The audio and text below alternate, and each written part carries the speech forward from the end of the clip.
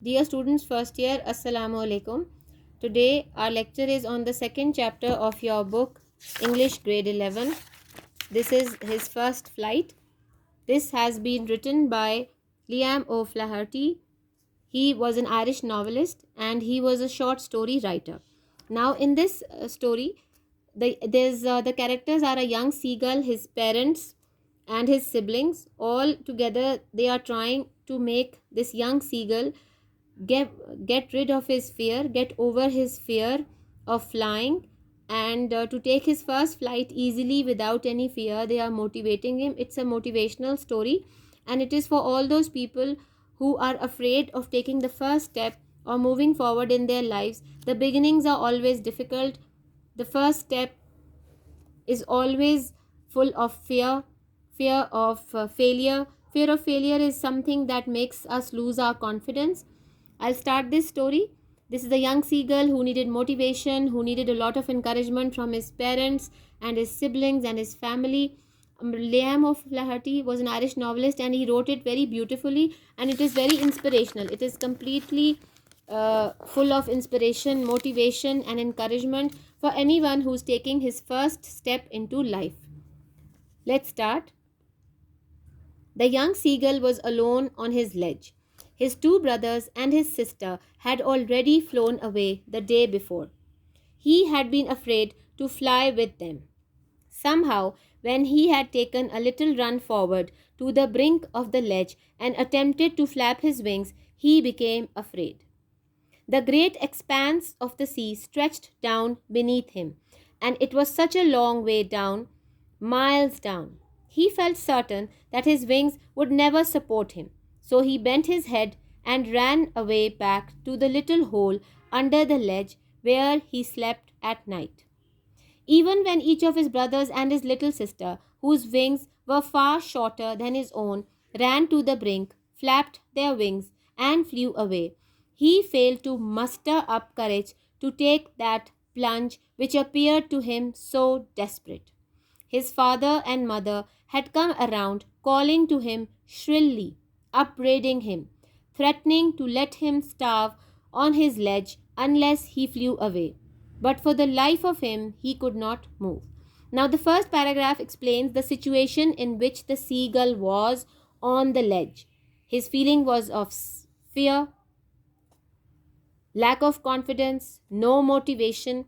The seagull conveys the message of self confidence, motivation, and self reliance. This was a totally new experience for the seagull, as his parents had been giving him food, bringing food to him, putting it in his mouth, and this was the first thing that he was doing himself. Now, ledge is the kinara. अब यहाँ पे young seagull को हम समंदरी बगला कह रहे हैं, और जो ब्रिंक है वो एज है, मतलब बिल्कुल किनारे पे आके सीगल अपना सारा कॉन्फिडेंस लूज़ करता है. उसके छोटे बहन भाई उससे ज़्यादा कॉन्फिडेंट हैं, या शायद छोटे होने की वजह से उनको फियर खौफ महसूस ही नहीं हो रहा. Let's move on to the next paragraph. That was 24 hours ago. अब 24 घंटे पहले की ये तमाम एक्सपीरियंसेस हैं कि उनकी बहन भी उड़ गई, उनके भाई भी उड़ गए, उनके अम्मी और अब्बू ने बुलाया उनको, आवाज़ें लगाईं, अपब्रेडिंग हिम, इनकरेज किया, हिम्मत बढ़ाई, फिर उसके बाद थ्रेटन करना, धमकियां देना शुरू कर दिया कि हम तुम्हें भूख से मार देंगे. लेकिन वो अपनी कॉन्फिडेंस को मस्टर अप ना कर सका, गैदर ना कर सका अपना कॉन्फिडेंस, और इसकी वजह से उसे रात 24 घंटे अब गुजर गए हैं और रात उसे वहीं गुजारनी पड़ी. That was 24 hours ago. Since then nobody had come near him. The day before, all day long, he had watched his parents flying about with his brothers and sister, perfecting them in the art of flight, teaching them how to skim the waves and how to dive for fish. He had, in fact, seen his older brother catch his first herring is a type of fish, and devour it, enjoy it, standing on a rock while his parents circled around raising a proud cackle. Proud cackle क्यों बताया कि जी बहन भाई ने मछली पकड़ना भी सीख लिया और पहली अपनी मछली पकड़ी और उसे फिर एंजॉय भी किया. अब ये सब उसे भूख दिलाने का, उसे इनकरेज करने का, मोटिवेट करने का सब प्लान हो रहा है. And all morning the whole family had walked about on the big plateau midway down the opposite cliff, taunting him for his cowardice. cowardice है बुजदिल होना. बुजदिली के लिए उसको ताने मार रही थी उसकी फैमिली. प्लेटो है is a high piece of flat land. اب جس سمندری لیج پہ جس جب گھاٹی پہ یہ موجود ہے وہاں پر اونچائی ہے, پہاڑ اوپر سے فلیٹنڈ ہے اور نیچے گھاٹی ہے. اس گھاٹی میں نیچے پانی ہے اور وہ سمندر کی پانی کی تیز لہریں ہیں, اس میں اس کے اوپر اڑنا ایک آرٹ ہے جو یہ سی گلز جو ہیں, یہ جو سمندری بگلے ہیں, ان کے لیے ان بورن ہے. The sun was now ascending the sun. What is ascending? اوپر اٹھ رہا ہے, ٹھیک ہے, نیچے سے اوپر آ رہا ہے. Blazing warmly on his ledge that faced the south. He felt the heat because he had not eaten since the previous nightfall. اب ایک رات گزر چکی ہے اور اسے بھوک لگی ہوئی ہے. Then he had found a dried piece of mackerel's tail. ایک اور مچھلی ہے جس کی صرف دم پڑی ہوئی تھی. At the far end of his ledge. Now there was not a single scrap of food left. He had searched every inch, rooting among the rough, dirt-caked straw nest where he and his brothers and sister had been hatched. He even gnawed, اب G silent ہے, gnawed at the dried pieces of spotted eggshell. مطلب جس سے وہ نکلا تھا, جس انڈے سے, اس نے اس کو بھی کھانے کی کوشش کی. اب بھوک اتنی شدید ہو گئی تھی. It was like eating part of himself. He had then trotted back and forth from one end of the ledge to the other, his grey body the color of the cliff, his long grey legs stepping daintily, trying to find some means of reaching his parents without having to fly. But on each side of him, the ledge ended in a sheer fall of precipice, with the sea beneath, and between him and his parents there was a deep white chasm, and above him he could see nothing. The precipice was sheer, and the top of it was perhaps further away than the sea beneath him. اب یہاں پر writer کی ہمیں خوبصورتی اس کی لکھنے کی طریقہ سمجھ میں آ رہا ہے کہ انہوں نے شدت, بھوک کی, اونچائی کی, خوف, اس سب کو اپنی خوبصورت ورڈ سے اتنا الیبوریٹ کیا ہے کہ آپ کو محسوس ہو رہا ہے جیسے آپ اس لیج پر, اس کنارے پر موجود ہیں, آپ کی پہلی فلائٹ ہے اور آپ خوفزدہ ہو رہے ہیں. He stepped slowly out to the brink of the ledge, and standing on one leg with the other leg hidden under his wing, he closed one eye, then the other, and pretended to be falling asleep. Still, they took no notice of him. He saw his two brothers and his sister lying on the plateau, dozing, with their heads sunk into their necks. His father was preening the feathers on his white back. Only his mother was looking at him.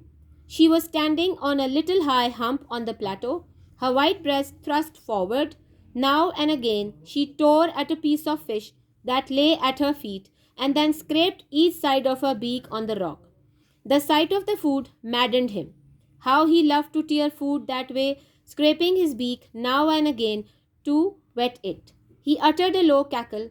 His mother cackled too and looked over at him. Now in this paragraph, the love of a mother for her children has been enhanced. Writer is telling us that nobody felt sorry for him except his mother, and nobody encouraged him more than his own mother. Mother's love is being elaborated in this paragraph. Mother was trying to teach her son or her baby how to overcome fears and move forward. Ga, ga, ga is the sound of the bird. He cried, begging her to bring him over some food. Gualula, she screamed back derisively. But he kept calling plaintively, and after a minute or so he uttered a joyful scream. His mother had picked up a piece of the fish and was flying across to him with it. He leaned out eagerly, tapping the rock with his feet, trying to get nearer to her as she flew across. But when she was just opposite to him, abreast of the ledge, she halted, her legs hanging limp, her wings motionless, the piece of fish in her beak almost within reach of his beak. He waited a moment in surprise, wondering why she did not come nearer, and then, maddened by hunger, he dived at the fish. With a loud scream, he fell outwards and downwards into space. His mother had swooped upwards. As he passed beneath her, he heard the swish of her wings. Then a monstrous terror, bahut bada khauf, seized him, and his heart stood still. He could hear nothing, but it only lasted a moment. The next moment, he felt his wings spread outwards. The wind rushed against his breast feathers, then under his stomach and against his wings. He could feel the tips of his wings cutting through the air. He was not falling headlong now. He was soaring gradually downwards and outwards. He was no longer afraid. He just felt a bit dizzy. Then he flapped his wings once and he soared upwards. He uttered a joyous scream and flapped them again. He soared higher. He raised his breast and banked against the wind. Ga, ga, ga, ga, ga, Gualula. His mother swooped past him, her wings making a loud noise. He answered her with another scream. Then his father flew over him screaming. Then he saw his two brothers and his sister flying around him, curveting and banking and soaring and diving. Then he completely forgot that he had not always been able to fly, and commenced himself to dive and soar and curvet, shrieking shrilly. He was near the sea now, flying straight over it, facing straight out over the ocean. He saw a vast green sea beneath him, with little ridges moving over it, and he turned his beak sideways and crowed amusedly. And around him his family was screaming, praising him, and their beaks were offering him scrapes of dogfish. He has made his first flight. Now, Liam O'Flaherty, 1896 to 1984, Irish novelist, was born in the Aran Islands, County Galway, and educated at University College Dublin. He was a leading Irish novelist of the early 20th century. His works are characterized by stark naturalism, psychological analysis, and powerful drama. Among his books are Thy Neighbor's Wife, 1924, The Informer, 1925, film, 1935, Mr. Gilooly, 1926, Short Stories, 1937, Revised, 1956, Land, 1946, Two Lovely Beasts and Other Stories, 1950, Insurrection, 1951, and The Peddler's Revenge and Other Stories, 1976. His autobiography, Shame the Devil, was published in 1934. Now I'll give you the meanings. Abreast of is an adjective. Alongside each other, facing in the same direction. Amusedly, adverb with amusement. Entertainingly. Beneath, adjective.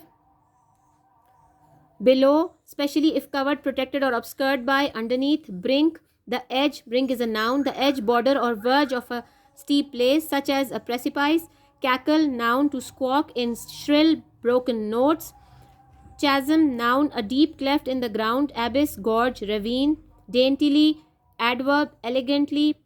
Derisively, adverb, mockingly, scornfully. Desperate, adjective, careless of danger. Dirt-caked, adjective, covered with a hard layer of dirt, hardened with dirt. Dizzy, adjective, affected with a whirling or reeling sensation. Giddy. Eagerly, adverb, impatiently, anxiously. Expanse, noun, an uninterrupted area of something that spreads or extends over a wide area. For the life of him is an idiom. Through trying desperately. Headlong, adverb, adjective, with the head downward. Foremost, head first. Herring is a noun. It's a fish. Any marine, soft-finned fish with an elongated body covered in silvery scales. Hump, a rounded projection of earth or sand, a bulge or mound. Ledge, noun, a narrow shelf-like rock projection on a cliff or mountain. Limp, adjective, not firm, not stiff, weak, loose, feeble, slack. Mackerel, noun, a spiny finned food fish. Monstrous, adjective, enormous, great, immense. Plaintively, adverb, expressing sadness, melancholy, mournfully. Plateau, noun, a wide, mainly leveled area of an elevated land. Plunge, noun and verb both, to throw or thrust, to leap or dive into. Precipice, the cliff or crag. Next is lots of meanings here. Scrap, noun, a small piece of something, fragment. Seagull, noun, a seabird with long pointed wings, short legs and white plumage. Sheer, adjective, perpendicular, very steep. Shrilly, adverb, a sound, voice in a sharp and high-pitched manner. Swish, noun, a hissing or rustling sound of movement in air. To ascend, to go or move up. To bank against, verb, to take support of. To blaze is a verb, a strong fire or flame, glare. To commence, verb, to begin or to start. To curvet, verb, to leap, move about in a playful, joyful manner. To devour, to swallow or eat up greedily or voraciously. To doze, verb, to sleep lightly or intermittently. To flap, verb, to move swings or arms up and down as if in flying. To gnaw, verb, to bite or chew upon so as to wear away little by little. To hatch, verb to cause the young birds to emerge from the egg. To lean out, verb to extend forward as if to reach out to something. To muster up, to sum up, gather, assemble or call up. To preen of birds is only for birds to maintain feathers in healthy condition by arranging, cleaning with the beak.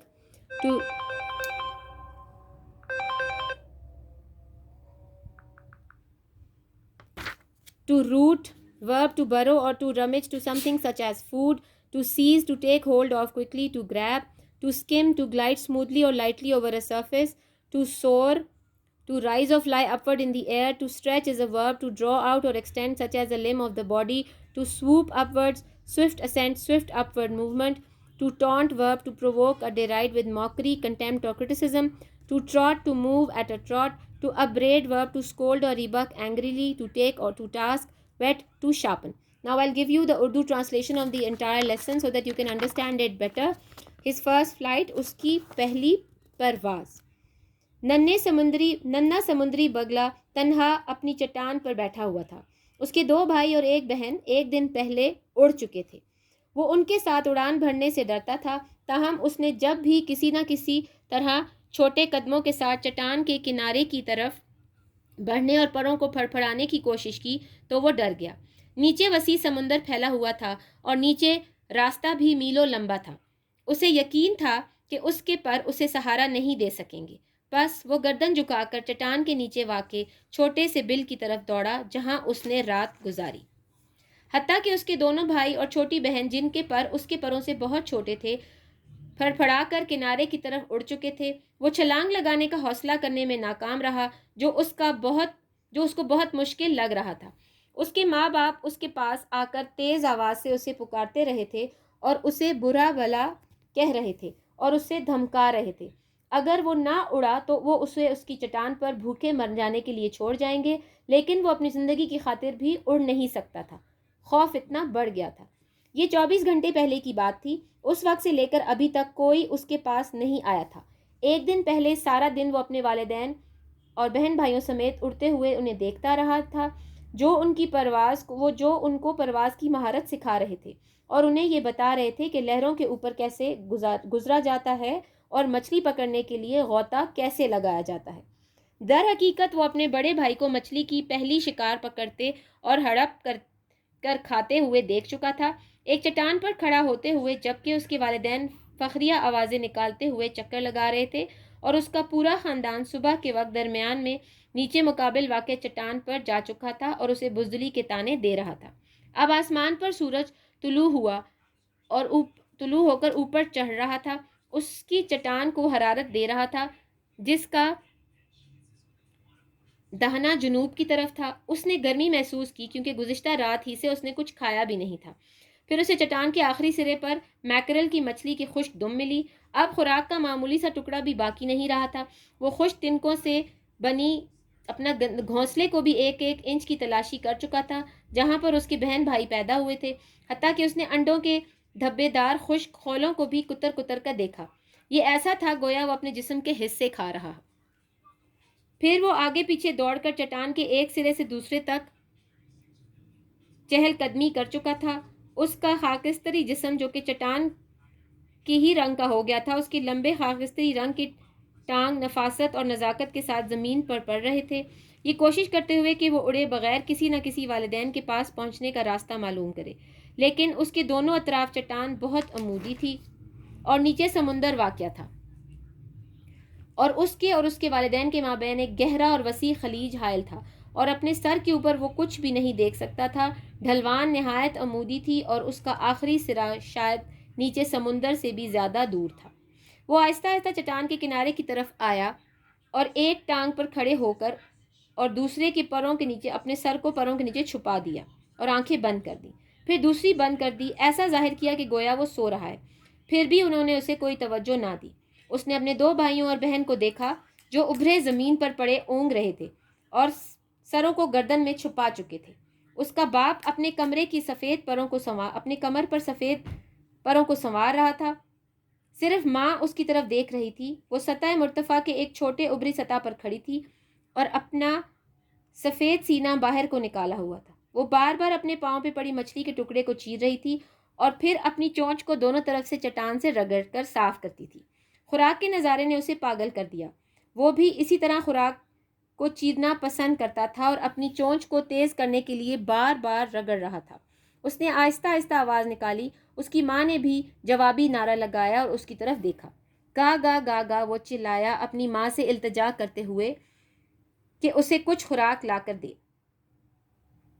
اس کی ماں نے بھی جواب دیا اور پھر ایک چیخ لگائی، لیکن وہ دردناک انداز سے چلا رہا تھا اور پھر تقریباً 1 منٹ بعد خوشی سے نعرہ لگایا، کیونکہ اس کی ماں نے مچھلی کا ایک ٹکڑا اٹھایا ہوا تھا اور اسے لے کر اس کی طرف اڑ رہی تھی۔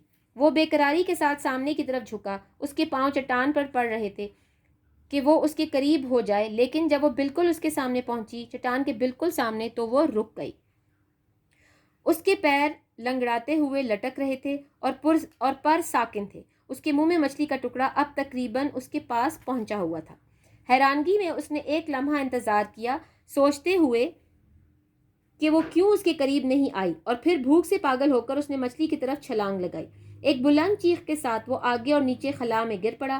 اس کی ماں اوپر کی طرف اڑی اور جوں ہی وہ اس کے نیچے سے گزرا تو اس نے ماں کی پروں کو سرسراہٹ کی آواز سنی۔ پھر ایک شدید خوف نے اس کو گھیر لیا اور اس کا دل ساکت ہو گیا، کچھ نہیں سن سکتا تھا۔ لیکن یہ حالت چند لمحوں کے لیے تھی۔ اگلے ہی لمحے اس نے پروں کو باہر کی طرف پھیلاتے ہوئے پایا۔ وہ اس کے سینے کے پروں سے ٹکرائی، پھر پیٹ کے ساتھ اور پھر پروں کے ساتھ۔ وہ اپنے پروں کے سروں کو ہوا کو کاٹتے ہوئے محسوس کر سکتا تھا۔ اب وہ سر کے بل نہیں گر رہا تھا، وہ آہستہ آہستہ باہر اور نیچے کی طرف اڑ رہا تھا۔ اب وہ خوفزدہ بھی نہیں تھا، بس اس کا سر تھوڑا سا چکرایا، پھر اس نے ایک بار پروں کو پھڑپھڑایا اور اوپر کی طرف پرواز کی۔ اس نے خوشی سے چیخ ماری، پھر اس نے ایک بار پروں کو پھڑپھڑایا اور اوپر کی طرف پرواز کی۔ اس نے خوشی سے چیخ ماری اور دوبارہ پھڑپھڑایا، اوپر اڑتا گیا۔ اس نے سینہ باہر کو نکالا اور اپنا اوپر اونچا کر کے اڑنے لگا اور گا گا گا کی آوازیں نکالتا رہا۔ اس کی ماں اس کے قریب سے گزری اور اس کا شور سنتی رہی۔ اس نے ایک چیخ کے ساتھ اسے جواب دیا، پھر اس کا باپ بھی آوازیں نکالتے ہوئے اس کے پاس آیا، پھر اس کے دونوں بھائیوں اور بہن کو اپنے ارد گرد اڑتے ہوئے، مڑتے ہوئے، غوطے لگاتے ہوئے اور اوپر نیچے پرواز کرتے ہوئے دیکھا۔ پھر وہ مکمل طور پر یہ بات بھول گیا کہ وہ کبھی بھی اڑا نہیں تھا، اور اس نے تیز آواز کے ساتھ غوطے لگانا، اوپر اڑنا اور اچھلنا شروع کر دیا۔ اب وہ سمندر کے قریب تھا اور اس کے بالکل اوپر اڑ رہا تھا، اور اس کا چہرہ سمندر کی طرف تھا۔ اس نے نیچے وسیع سب سمندر دیکھا اور اس کے اوپر چھوٹی چھوٹی موجیں تیر رہی تھیں۔ اس نے ادھر ادھر چونچ گھمائی اور خوشی سے آوازیں لگانے لگا، اور اس کے ارد گرد اس کا پورا خاندان آوازیں لگانے لگا، اس کی تعریفیں کر رہا تھا، اور اس کی چونچ اسے مچھلی کے ٹکڑے اور اپنی چونچ سے اس کو مچھلی کے ٹکڑے پیش کر رہا تھا۔ اب اس نے اپنی پہلی پرواز لے لی تھی۔ Now the theme of this lesson is that actually the author's purpose behind the story is to give a great deal of important message that is very difficult to do something for the first time. When someone takes the first step, it becomes easy for him. Nothing is impossible, but we need to take the initiative. The young seagull was alone on his ledge. He was unable to make the first flight and search for food himself. It was necessary for him to join his family in the art of flight in order to save his life.